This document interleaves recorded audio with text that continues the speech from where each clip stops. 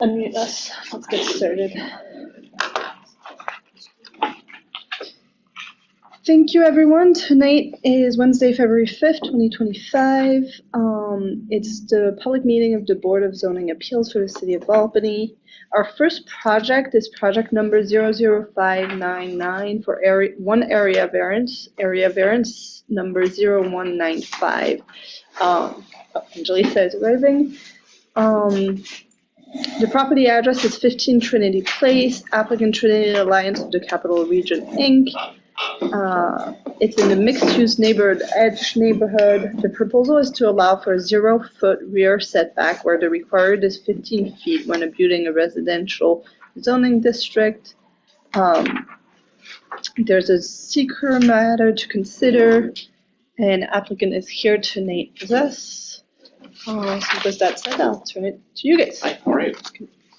So I'm Ed Anker with Trinity Design Group, representing Trinity Alliance, the Capital District. David Gordon is our project manager for Trinity Alliance. We're in the midst of a pretty major capital project over on Trinity Place.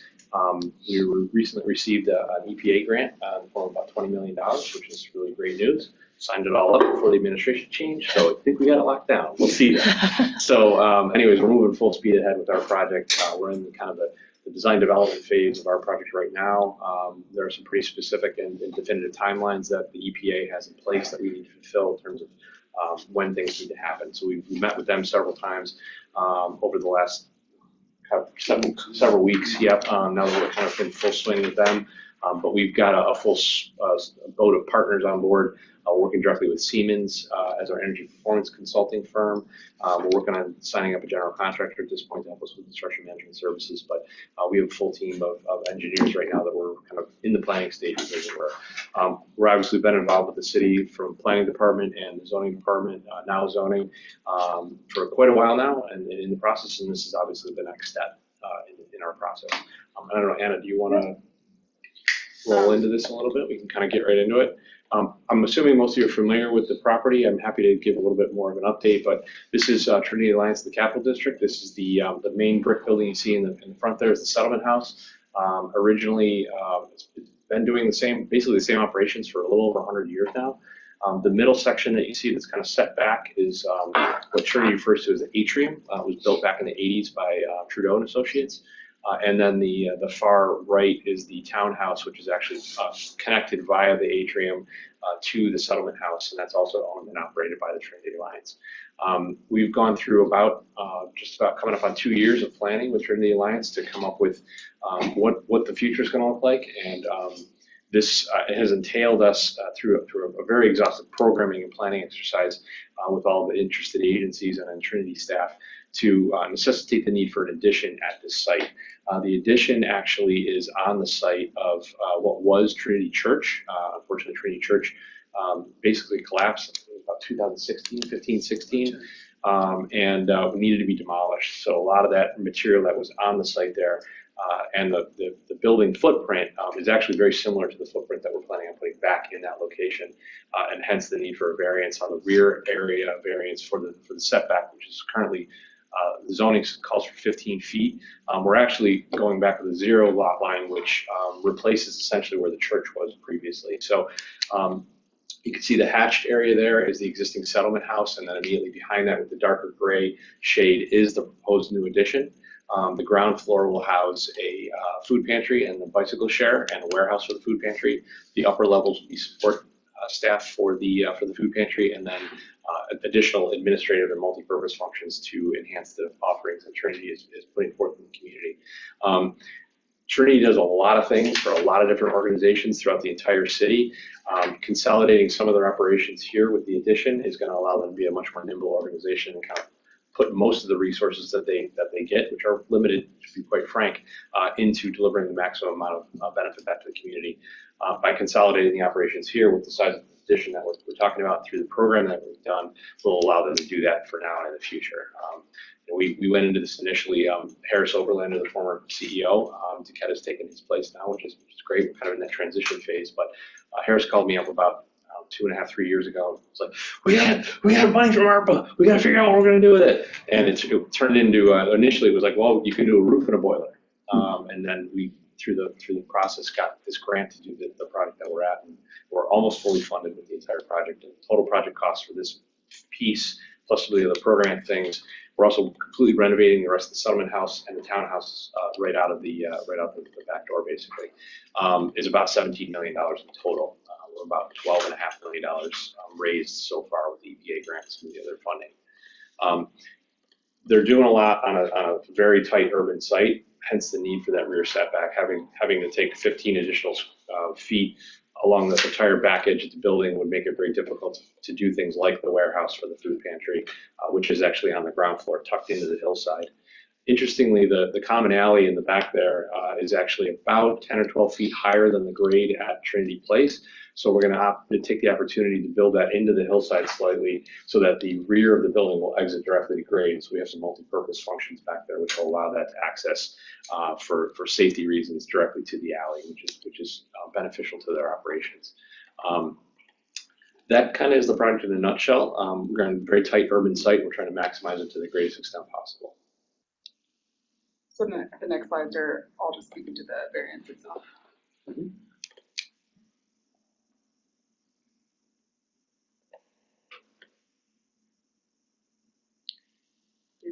Yeah, do you want me to run through this? Sure. So we're in a mixed-use district. This was reclassified recently as an MUNE, Neighborhood Edge District.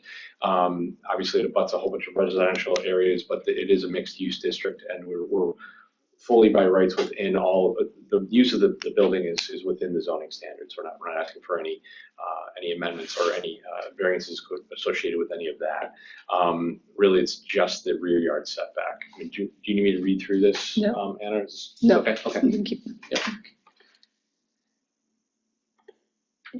Yeah, you don't have to read exactly, but if you can just say a couple things Sure. on each If you want to, on each criteria. Sure, absolutely.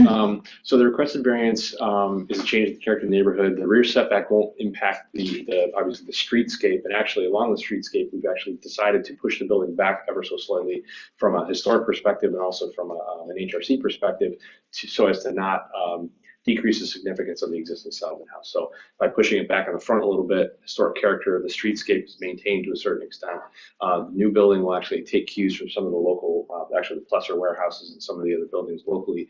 Architecturally will take cues from some of those buildings. So it's in keeping with the neighborhood, but not fighting with the historical significance of the settlement house. So that's part of the reason why we're asking for a little bit of a variance on the rear setback. We went through quite a bit of iterations of the footprint of the new building, and also did quite a bit of historical research into what the footprint of the church was previously, and we're really no larger on the footprint than the church was in the original design, deliberately so. There's a lot of interesting ingress and egress that has to happen on the first floor, specifically related to the food pantry, and on the side of the building, we actually set it back a little bit so that we can have actually a loading area that isn't prominent to the street. And again, by reducing the amount of square footage on the front necessitates some additional square footage on the back. And again, I think we've kind of maximized the amount of square footage and minimized the amount of disturbance.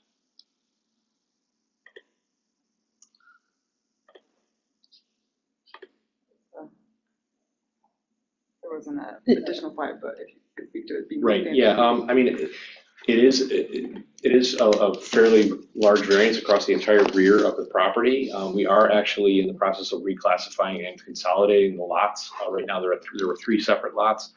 We're into that process right now with the city, and we're getting some additional survey information. So ultimately, that'll all be one piece of property for the Trinity Alliance Capital District.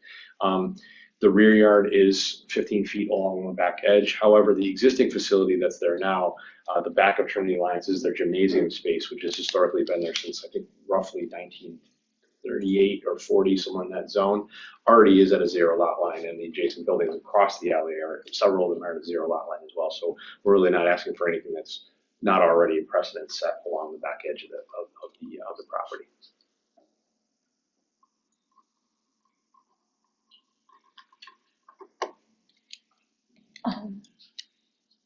I feel like I think we've covered adverse effect, impact on the physical and environmental conditions. Kind of, it's already been discussed through the other criteria, and It's usually self-created. Mhm. Any questions from the board? Sorry, I'm recovering from a cold. Go ahead. Hi, Mr. Inc. Hi, how are you? Good, thank you. Good. And if it's possible while I'm doing this, if you could pull up like a maps, just a, like what the actual location looks like. Sure. Google Maps version. Yeah. I'm just trying to, I noted on the map that it said like common alley. I'm trying to just determine what's behind. Yeah, what is in the Yeah, rear. it is an alleyway. It's a city alleyway. So not a street. No, it's a street. It's not a street. It's an alley. It only serves, I believe it's less than maybe a dozen homes along the back alley. There's some parking on the backside of the alley. You can see there's the alley. A lot of the residences park in and along the rear alley. So that where you see the kind of the garden plot there is the site that we're specifically talking about, and then the settlement house is immediately adjacent. Yep, that's the alley right there. Okay. Yep. And so I think that probably leads me to my question. Will it have any effects or will it disrupt any of the whatever's being used for parking by the residents on the other side of the street? No, the residents from the other side of the street, we're not going to be any further past the property line that already exists. That alley actually, from where you see the red line there, moving towards Trinity Place, it drops off very significantly. So there's about a 12-foot grade change between the alley and Trinity Place. So there's really nothing that happens along that edge, but for some scrubby trees and a few some overgrowth, basically. Okay. Yep. And it won't be used, or will it be used for any sort of emergency exit, egress? Will there be any impact for not having that setback to? Not vehicular, but the second floor of the building is roughly at the grade of the alley. So we have some multi-purpose spaces that we're building along the rear alley that we're going to take advantage of the access to that rear alley for egress, basically, for secondary egress, as opposed to having to go out a window, which is code compliant. We'd rather have going out a door. And so we're taking advantage of that by using the alley for that purpose. And so fire trucks don't use the alley for? Fire trucks, one of the things that we will be doing as part of the building permit is meeting we met with all the AHJs, the Albany Fire Department and Fire Marshal is one of the people, the organizations that we will meet with. Right now, it's my understanding that a fire truck cannot make that turn to get down the alley street. One of the things we are doing is holding the building off of the kind of the left-hand property line enough so that if in the event of emergency, that firefighters will be able to drag hoses up that lane, as is typical in city, tight urban sites. But we will have full access from the front. We're actually proposing a slight street, a curb cut basically, along the front edge of the property so that we can facilitate deliveries for the food pantry. Trinity Place is a very, very narrow street and people park on both sides of it right now. So by facilitating a little bit of a curb cut there, a delivery truck will be able to pull off of the street to allow traffic to still flow. Otherwise, it would completely block traffic. Essentially double parking. Thank you. Mm-hmm. Any other questions? I did have one extra question. Sure. I feel like I'm sure the answer is yes, because of what I know about Trinity Wood.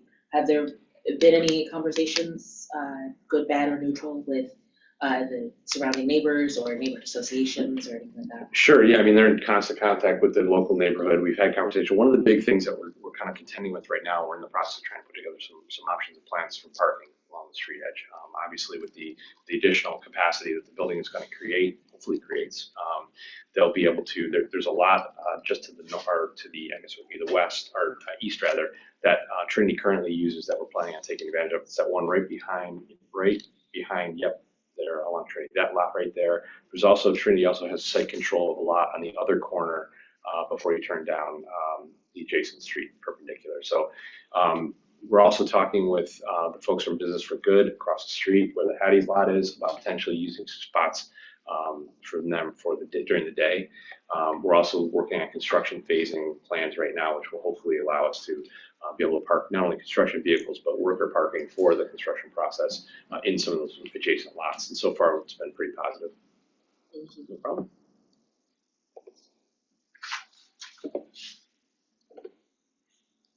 Paige, Marta, anything?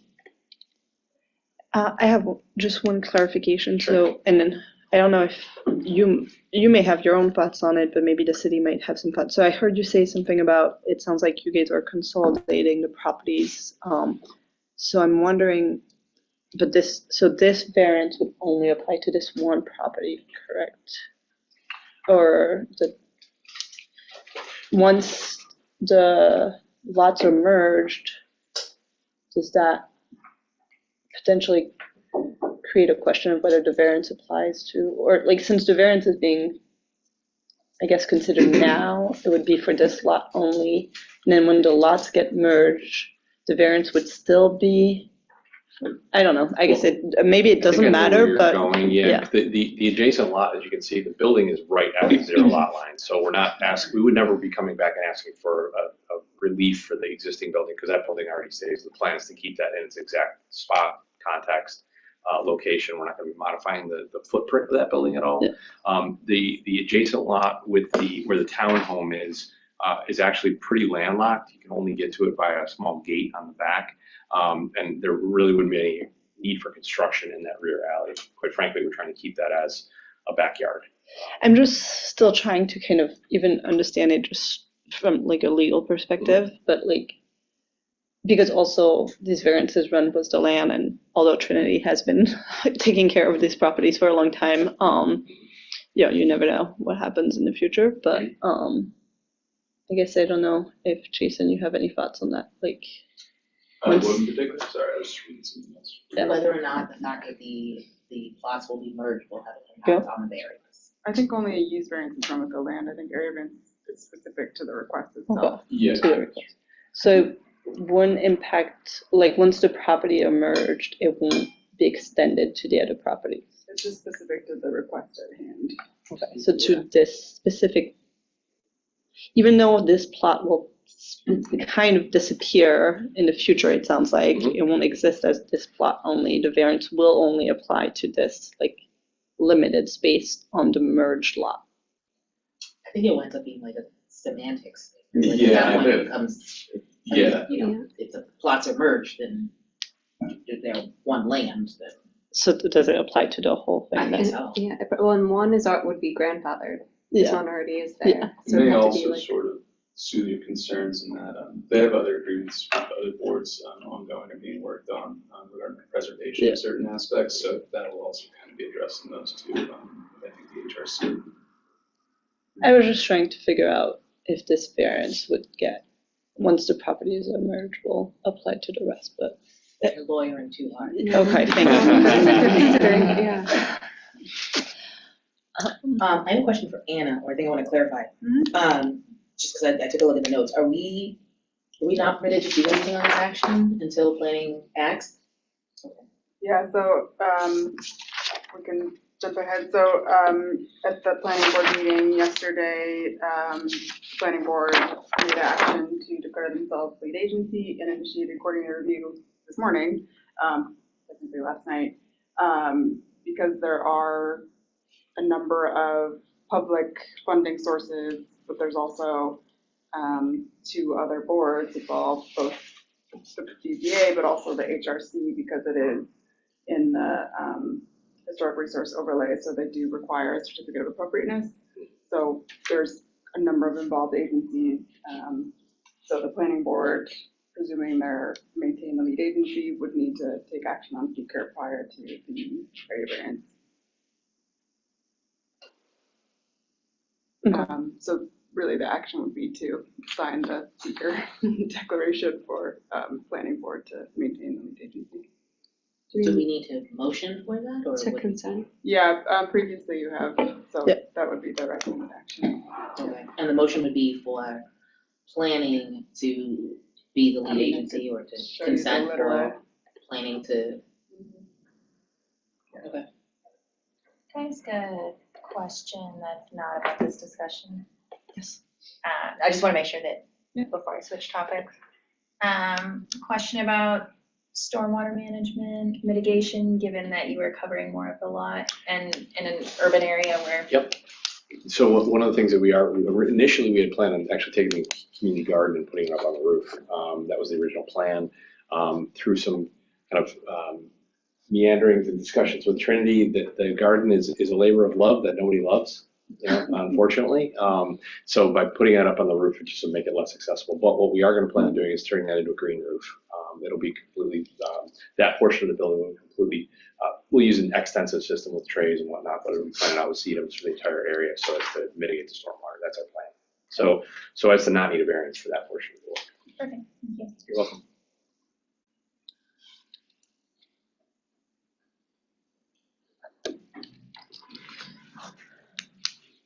Anything else? Any motions? I move that we consent to planning board being the lead agency for the purposes of SECR. Second, Marta, how did you vote? yes. Paige? Yes. Yes. Lisa? Adriana, yes.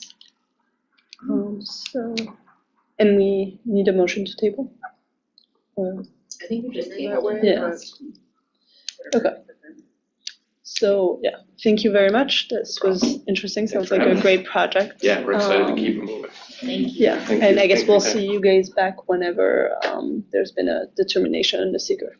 Excellent. Thank you. Appreciate it. It's a good question, real quick, just to try to find the rough answer. And it would seem, it's not super addressed in the law naturally, but people have said that boards in the past will kind of place that as a condition. So in the event of a merger, the owner applies to the subject. To the specific law. I think area variance is being made with all. I don't, if it's all.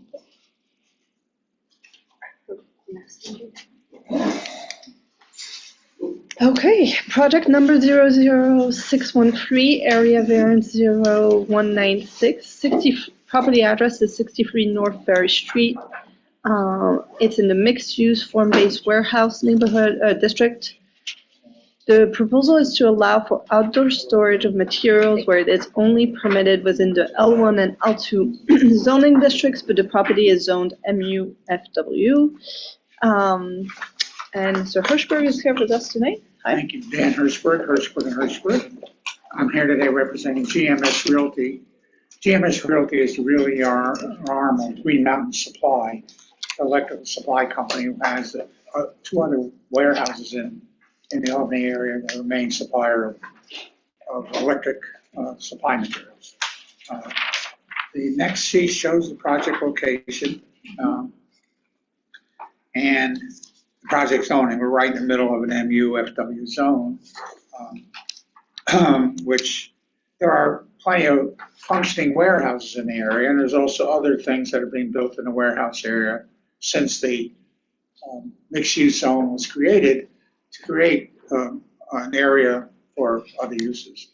But you can see this area right here, we're entirely surrounded by other commercial uses or parking lots, so that's really where we are. The next sheet shows the existing conditions plan, and the white building in the middle is 63 North Ferry. The other two areas are paved areas currently now used by Green Mountain Supply. The next sheet shows the building demolished and that area repaved. Not a very exciting plan. I mean, there's not an awful lot going on. And the third sheet shows the site lighting plan. It'll be lit to a low level of light overnight just for security purposes. There will be materials stored there. People won't be coming and going to it to do anything during the night. It's strictly for security purposes that the lighting be needed. Next one shows an erosion sedimentation control plan. We follow the city's code with erosion sedimentation control. Because we're replacing an entirely impervious area with an impervious pavement area, there should be no stormwater detention required, although in addition to this application, we also applied for a lot consolidation to consolidate these three lots into a single lot. And we've also applied for a minor site plan approval, which the application is pending. After your decision is made, we'll get on with those two other approvals. If I missed anything, you can tell me, and I'm not sure, but I think that's it. Ordinance in question is the site is in a mixed-use form-based area, which does not allow outdoor storage. I-1 and I-2, which are two areas that are nearby here, do allow outdoor storage. The area variance in question, if I go through the balance of them, I separated these into individual sheets. The next sheet says whether an undesirable change will take place, will be reduced in the character of the neighborhood or a detriment to nearby properties will be created by the granting area variance. The storage will take place on a fenced area similar to many uses within a mixed-use warehouse, farm-based warehouse, and nearby properties are commercial, warehouses, or parking facilities. Character of the neighborhood. The variance will not create an undesirable change in the character of the neighborhood. The applicant has been storing materials outside since at least 2022 and has not received any complaints. The storage will take place inside a fenced area, similar to many uses within the mixed-use farm-based area. The nearby properties are commercial warehouses and parking facilities. When the benefit could be achieved by other methods, the applicant proposed to remove this building because it's not suitable for storage materials. And the only solution we would see would be to build another building there designed for storage of materials, which we don't think it makes sense for him economically to do that, to build a building just to store materials in it. When these materials tend to come and go relatively quickly. They move them in from other locations, other warehouse locations, they're placed here, and shortly they're picked up by someone to take them to a site. So this is not, sometimes the lots will be almost empty and sometimes be relatively full. It varies based upon non-material storage. Granting a variance would allow the property to continue its operations without a building. The potential of placing the storage building on site was explored, but due to the narrow width of the site and the potential for parking demand, the building was deemed not feasible at the time. Again, if we built the building there, a new building there with other uses, it wouldn't serve their purpose. For storage building, like I said previously, it doesn't work. Is the variance substantial? I guess it's an eyes of the beholder. It's a deviation from the current regulation, but not a deviation from the current operations on the site properly. Currently utilizes outdoor storage.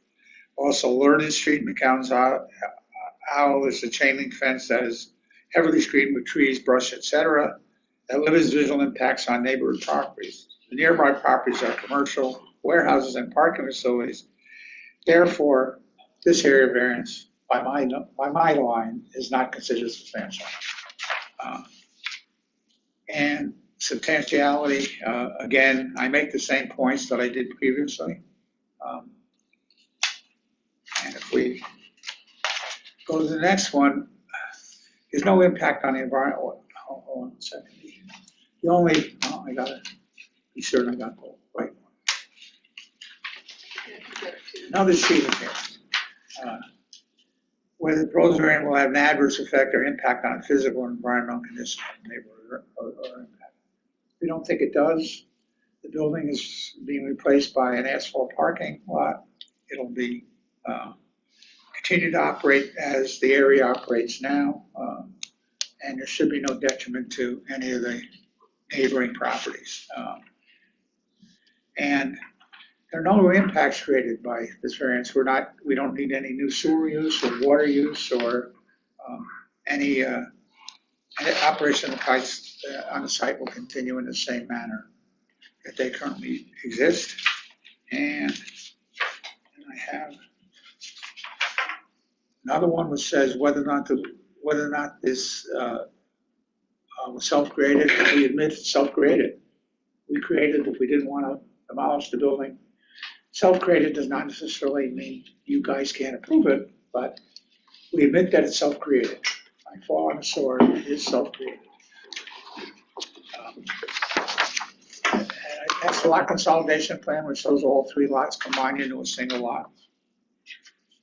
The next one shows a view from North Ferry Street. And that's the view from Learned Street. And then a view from the alley, the alley along the west property line. There is some foliage along there. It's what we call volunteers. It wasn't planted. They volunteered to grow there.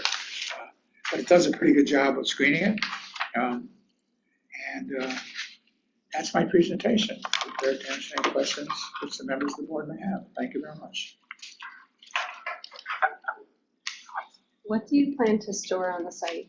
What's that? What do you plan to store on the site? Electrical equipment, there'll be things, some of the larger things might be transformers or switch gears. Those are the big green boxes you see on sites. National Grid uses them and other people use them.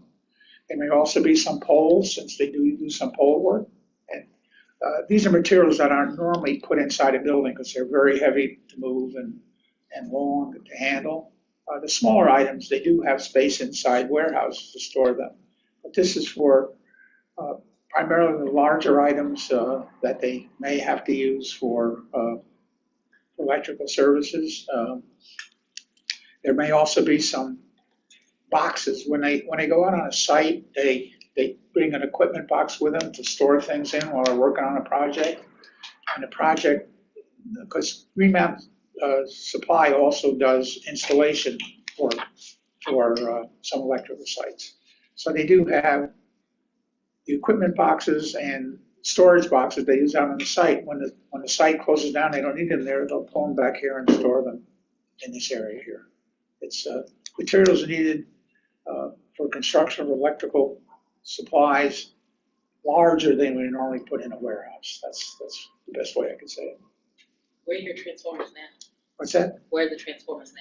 Well, again, quite often what they do with theirs right now is they store them off-site. They're a Vermont company. They haul things down from Vermont. Sometimes when they need bigger things, they store them up there. Either that or they do buy and use. When you buy it, you don't have it delivered until you're ready to install it. With electrical materials, I don't know if you're aware of it, but it's very hard for electrical companies to get these large transformers. There was a wait of 9 months for a transformer of a certain size because they're not readily available. So what they would like to do is the capability of storing more of the sizes they normally use, so they don't have to wait to have them delivered. A 200 watt or 300 kilowatt transformer, a fairly normal sized one, they could store on site 2 or 3 of them if they ever need them. So it's more convenient for them. And like I said, we've run into problems on projects where the last thing we're waiting for is National Grid to come in and install the transformer or the switchgear because they don't have them. A private supplier would be in a better position because quite often National Grid works with people. Either have National Grid supply the transformer or the switchgear, in which case they own it, and you give them an easement to do it. Or the owner does it, installs it with their own material, National Grid comes and inspects it, and consequently it's privately owned and maintained. And this gives Green Mountain Services, Green Mountain Supply, the capability of providing those for owners that want to own their own transformers and switchgears. Thank you, I appreciate that. I have the pleasure of being married to an electrician, so I'm vaguely familiar with transformers. These kind of issues. But I think that leads me to my next question, right? So to some extent, this isn't just a replacement of storage that existed in a building. This is also arguably an expansion, allowing the company to store things that they wouldn't have been able to store and that they weren't storing when there was a physical building there. Correct. Can you speak to, and real quick, Anna, correct me if I understand, right, all of the attendant requirements under the outdoor section regarding hazardous materials, inflammable materials, all of that, if this were granted, would still have to be All the other compliant. standards. Okay. So can you speak to whether or not any of this material would be hazardous or inflammable, considering what I know about electrical material? Will any of it be live? No, everything. There will no current be running through any of these things because they haven't been installed yet. They're inert objects. You have poles and transformers, and sometimes when you look up on a pole, you see other devices there. There sometimes are large resistors, these big tall cone things that sit up there on a pole that provide some resistance for the electrical current. Those sometimes take up a lot of space, so those will be stored outside. We don't think that we'll obviously have to comply with all the other requirements for storage, going through a site plan review, and that'll be enforced there. And it'll also be reviewed by departments to see whether water and water supply believes that our interpretation of the need to store any stormwater is true. We think that they'll comply, but if we have to do something, we'll do whatever they want us to do. So that includes, I guess I wanna maybe just walk through, 375, 3035, A, or A through H. Right, because you spoke a little bit about some of the fencing that's already there. Part of this installation would require some measure of enclosures, Yes, which you're prepared to do. I think you already answered my question about inflammable but just to confirm, no liquids, gases, any additional hazardous material. I think the question that I have left, and it's sub H, is, and I guess the question is whether or not the attendant streets are local streets, right?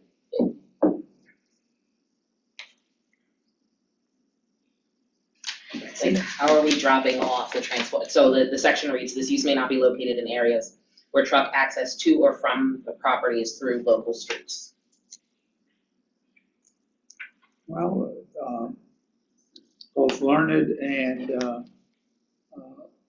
North Ferry. obviously North Ferry Street are local streets. They have a lot of other objects on it. Moving, right. Yeah, McGowan's Alley is used as a public street, but it's an alley rather than a street. And on the west end of the site, there's another alley between us and the adjoining property, but that's not usable for anybody. There's no access in there at all. But you see, if you take a look at McGowan's Alley, it looks like a more substantial street than does Learned Street, almost. Now, it's a significant street that people can access and go down Learned Street, you can get to the site. So then I guess the question would be, and maybe this is part of your site plan, is where would truck access? Off North Ferry Street. Off North Ferry. So this has been a discussion. It was determined that because of the existing uses in the area that are industrial, that it's kind of been determined that there are already existing industrial uses that I see. I mean, Erie Boulevard and Broadway, you could argue, aren't local. While North Ferry maybe is the connector between those two, that is a more local street, because there's those existing access points to existing industrial. I see. Brad made the determination that it did still meet that. Will you pull up a little bit, because I have another question. Yeah. Is it in or out? Out, exactly there, right, because we're coming up against Broadway. And correct me if I'm wrong, but that's also the portion of Broadway where they've started putting residential apartments.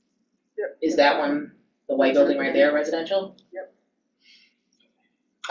So my next question, have there been any conversation with the residents of either that location or any other close by location? I've taken this over with Nick Daniels, an engineer who left me to go work for Saratoga County. He must be more comfortable up there, but again, I don't think there are any discussions held. I could check with the representative from GMS to find out what it was, but I don't think we had any direct discussions with the people in that residence. I think the conversation with Nick previously was that the outdoor storage, essentially the existing fencing and volunteer landscaping would be meeting the landscaping buffering. I think it could be argued additional landscaping would be needed to meet the residential buffer for that border with the existing residential at 8th. And that was gonna be my question in reading the materials before, as if the whole parking lot is being resurfaced, correct? If you're working on a site plan? Yeah. I was curious about the landscaping component. Yeah, well, as part of the site plan review, if landscaping becomes required, we'll certainly add it. I thought that was a site plan issue, and we haven't had any review. We don't have the comment letter back from either the planning department or the Well, and the reason I ask is one of the things that we're tasked with considering is character and impact on environment. So I feel landscaping is within our purview in that respect. Okay, yep. Certainly take that in. It's a correct comment.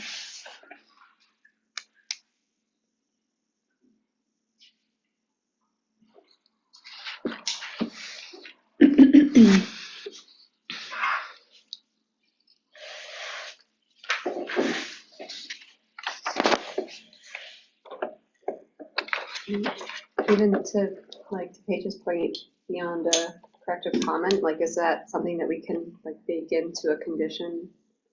Why not? That it's a, I think we would have to. I think the way I read it is that if it was approved, it would by its very nature still have to comply with the landscape. Like, I don't even think it's the way I read it, it's not a choice, it's pretty mandatory. Yeah, and to me, volunteer is a generous term for like, it happened here because there's cracks in a impervious surface, like rather than like we are intentionally screening. So just one perspective.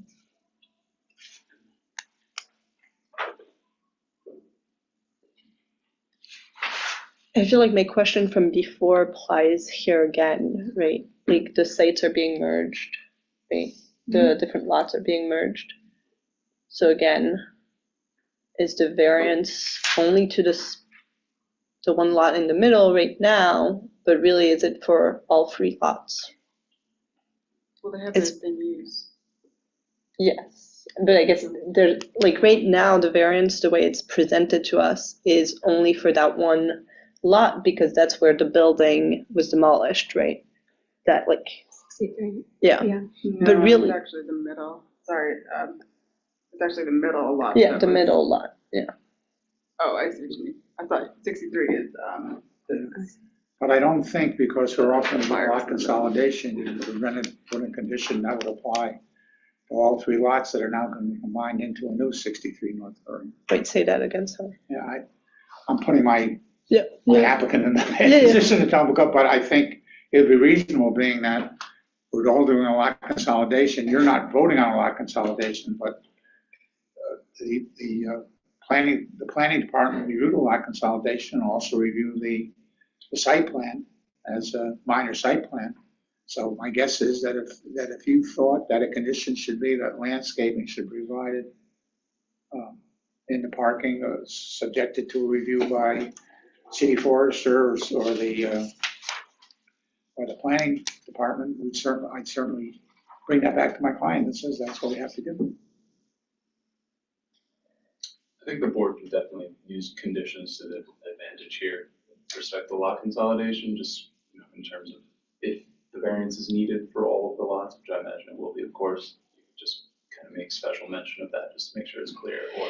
Yeah, because so all the lots have the same use, right? Yeah. Right now and in the past, and will have in the future. But right now, the variance is only applicable to one of the 3 lots because that's where there was the building demolition, which is bringing this back up. But the other lots are operating under just, what is it called? Historic non-conformance or whatever. They somewhat a grandfather. That that's been there prior to the approval of USDO. But so it's not being brought up in front of us because there was no triggering event for those other lots. Like right now, it's only for the one lot. because they're proposing to demolish the foundation. Yeah. And they're not proposing to do anything to the other lots other than consolidating them. At our recommendation Yeah. requirement, yes. It would still be required, like, they would have to, say they had already consolidated, they would still have to come before us because that's not allowed by right, outside storage material. So Yeah. in my mind, like, in either situation, they have to come, whether it's consolidated or not. So in my mind, it doesn't. For the other lots, they're gonna have to come back, or I see what you're saying now. there's not gonna be a triggering event for the other lots. But they're gonna go through a site planning exercise For the consolidation. for for the consolidation. No, Right. so the consolidation is a separate administrative, just the chief planning official signs off on that. So is it really only 20 Learned Street that is what we are looking at? No, Because I I had think we're looking at 633 North Ferry, which will remain the address, Yeah. That even is when the it's consolidated. address of Okay. the three parcels. So if we're making a decision as to 63 North Ferry, that will continue to exist. It will just, after consolidation, be a larger plot than the one we're looking at today. But I don't think it changes or affects the determination in any way. Like the variance is for 63 North Ferry. As long as 63 North Ferry continues to exist, the variance continues to exist. I think getting mentioned too, just like upon merger, the variance continues as the board voted on it. Something like that would be appropriate just to sort of clarify any potential confusion. And then I just have I guess this is being treated as an area variance, but shouldn't it be a use variance?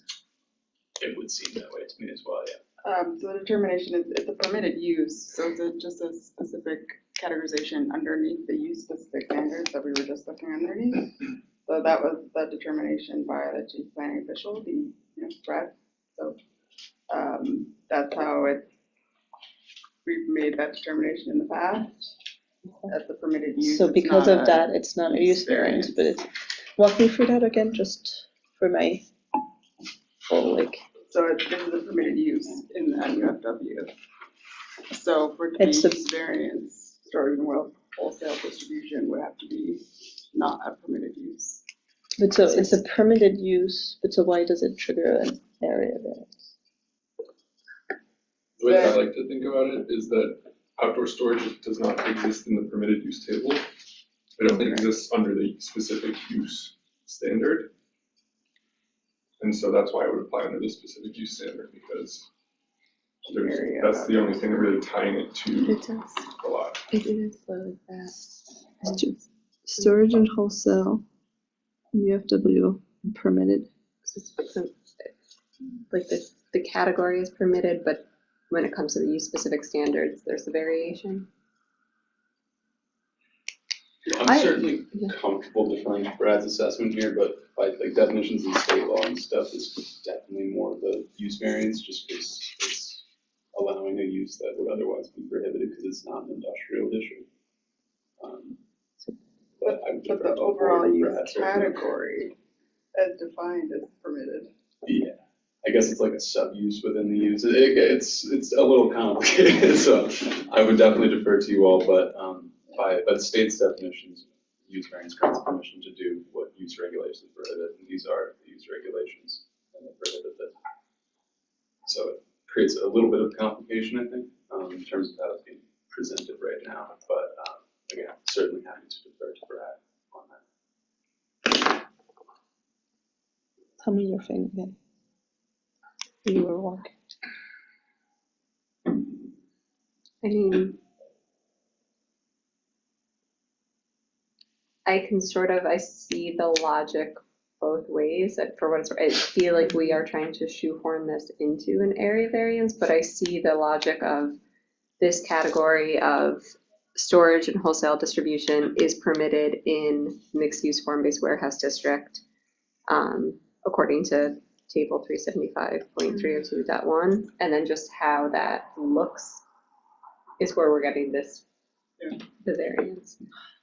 But the past practice of the board, in general, we treated these use-specific standards as area variances. That's what I've understood. I've been with the board for a few months, so I haven't specifically had one. Okay.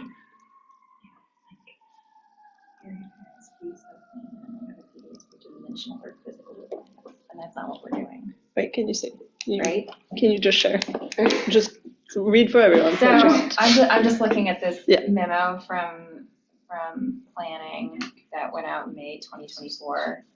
And it's a annual report and memorandum on the USDO. And on the area variance applications, like the first statement is like, area variance is the authorization for the use of land in a manner that deviates from the dimensional or physical requirements of the regulations. And we're not talking about dimension, right? Or physical requirements, like we're Yeah. talking about. Can you do the active outdoor storage here? Agreed. But Any thoughts? Do you want to opine on this and on whether we should be looking at the Well, we use sent variance the plan standards? on to planning, and the recommendation is supposed to be applied for an area variance. So we followed their recommendations and applied for an area variance. I don't want to get into what the logic of it, other than the fact is that the lands around it had previously been used for storage, and this adjoins it. And the fact that we're changing the dimensions of the area used for storage to include this property. The area used for storage was the 2 lots on both sides. We're changing the dimensions of the area used for storage by including this area. I don't know whether or not that was the logic that was used by, I think it was Brad's decision himself that said we apply for an area variance. Correct. I just want to check the use variance criteria and just, can we just, The use variance criteria you find in Yeah. General City Law 81B. They are no such variance. It's basically the one big differentiating factor is that there's basically no returnable, it's like the financial. Yes. Yeah, there's the return. financial There would be part, no yeah. other significant like financial use or economic use of the parcel outside of what they're applying. Wait, say that again. Let me pull up the exact language here just so I get it right.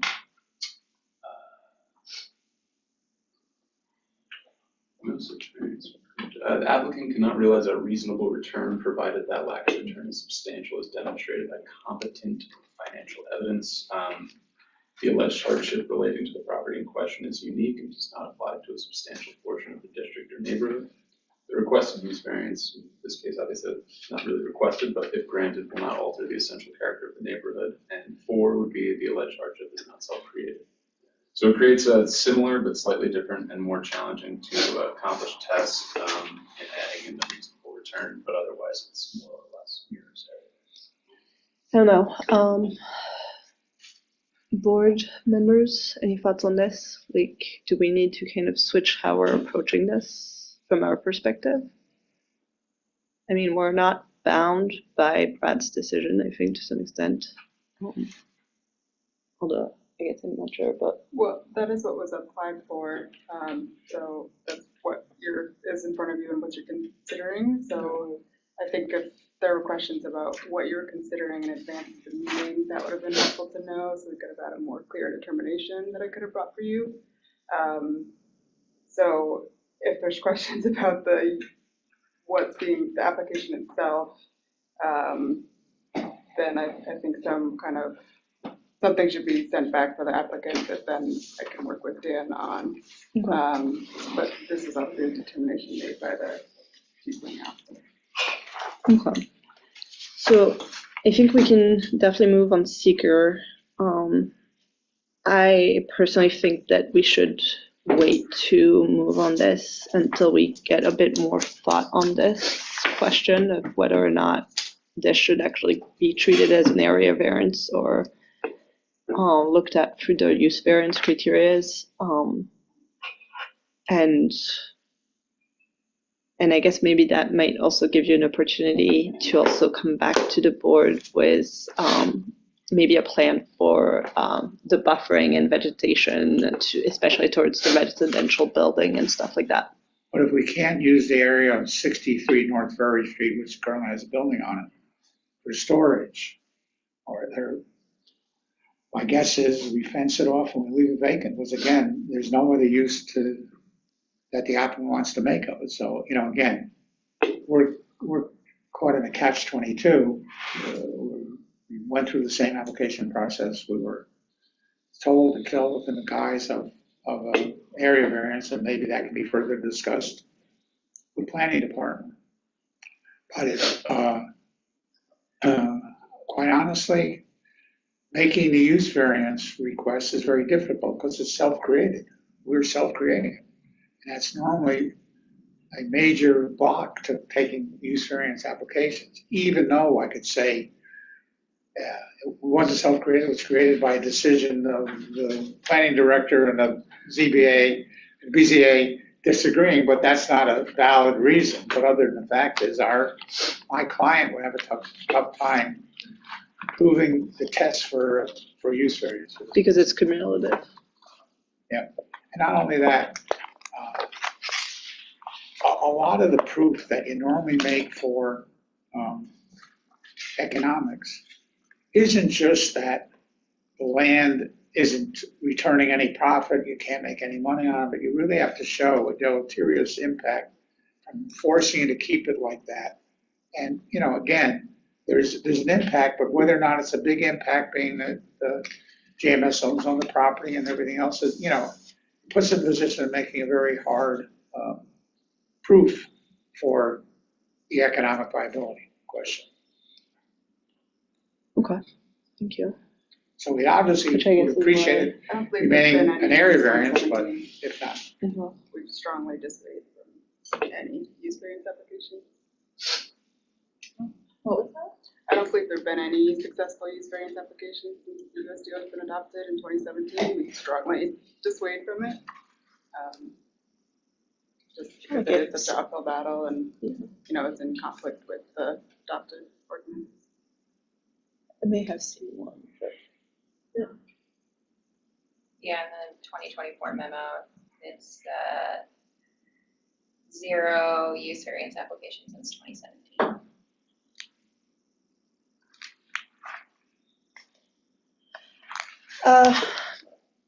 Any other comments, questions from the board, or any motions? I was just want to see the standard of review. I defer, ultimately I defer to what the chair is comfortable with. I think maybe that's something if we know precedent of using this vehicle for previous standards in the past, that maybe that can make the board more comfortable, but it also sounds, either way, we know, even looking at these 5 factors, not just as not making a vote or anything, but we know, okay, there's not going to be an impact on the character of the neighborhood, using the area variance standards. Character of the neighborhood would be okay. I wasn't totally convinced about alternatives considered. We know that this is substantial. I haven't been convinced about impact on the environment, and we know it's a self-created difficulty, so even using the area variance standards, I think there's more that could be done to bolster, impact on the environment and alternatives considered. And so specifically with impact on the environment, again, just kind of brainstorming, for the applicant to come back to us with this is not, an extensive site plan with the landscaping and buffering, but, showing thought out plans of this is where I'd want vegetation or trees. That would be helpful to sit with this factor of the area variance standard. are you talking keeping an area variance discussion, or is that what we're going with? Keeping an area variance and do more explanation of impact on the environment? I think for now, yes. I think, the board will have a discussion with the city and the planning just as to ahead of the next meeting, but on exactly the question of the standards area or use variance. But I think until indicated otherwise, we're sticking with the current application, the way it's proposed.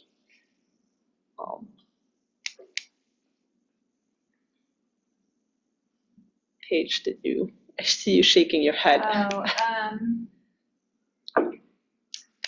think too, the environmental argument, regardless if it's an area or a use variance, is pertinent because character of the neighborhood is also defined by environment, and the property across the street, which is in the same zoning district, has significant landscaping around its parking lot.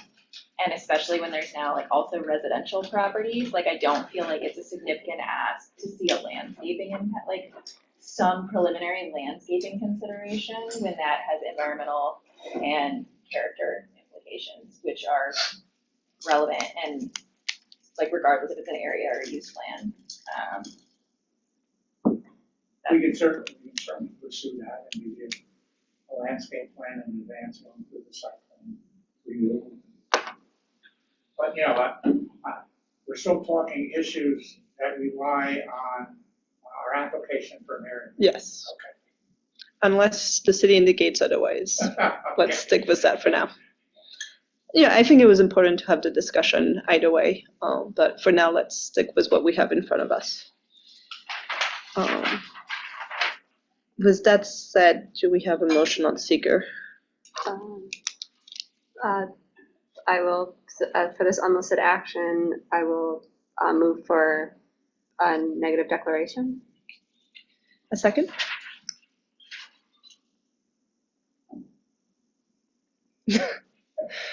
I'll second. I'd love to do that too. Jaleesa, how'd you vote? On seeker? Unlisted, thank you.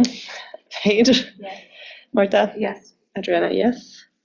So negative declaration issued. This is getting tabled though for any action until we hear back from you on environmental impact and like kind of character, maybe a little bit more on alternatives considered. It sounds like the board would like to hear. Maybe also on checking on discussions with the neighborhood, the residential property next door. Since there's going to be an opportunity to come back, we can kind of try and address all that. With that said, I think that's it for tonight. Thank you, Mr. Hirschberg. No public comments, right? No one's online.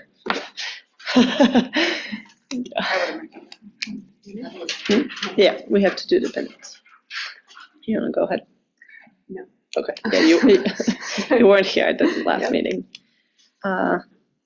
January minutes. You were only half here. You want a motion for that? I'll make a motion, but I just want to make a note for Hannah. I don't know if it matters.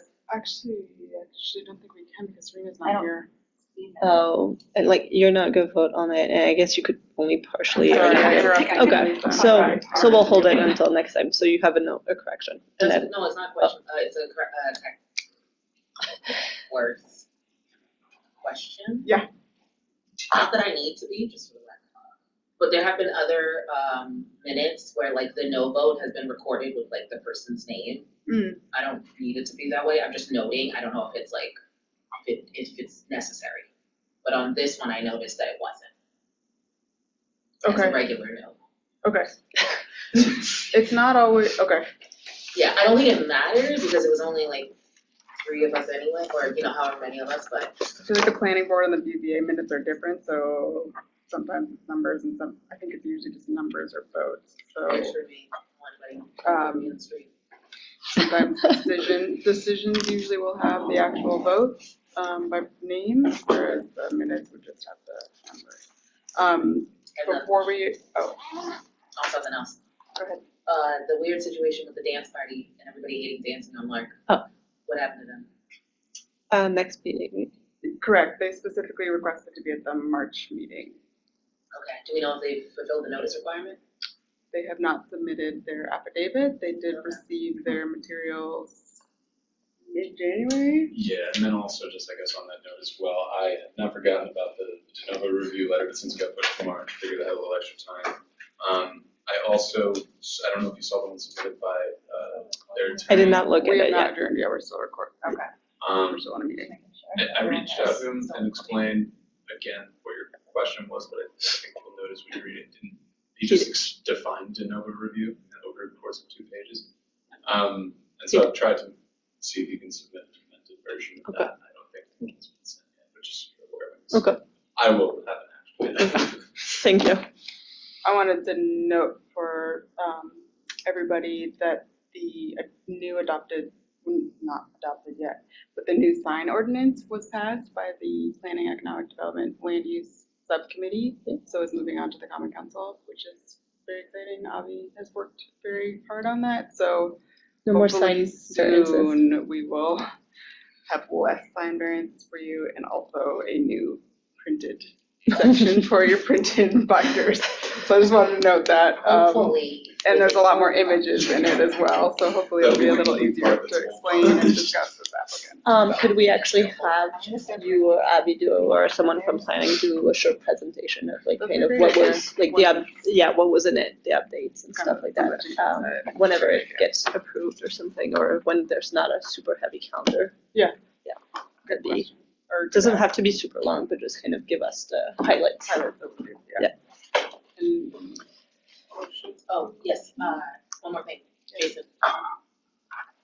Can we have that decision or memo perhaps like a week before Oh, the yeah, no, March meeting? absolutely, Okay. yeah.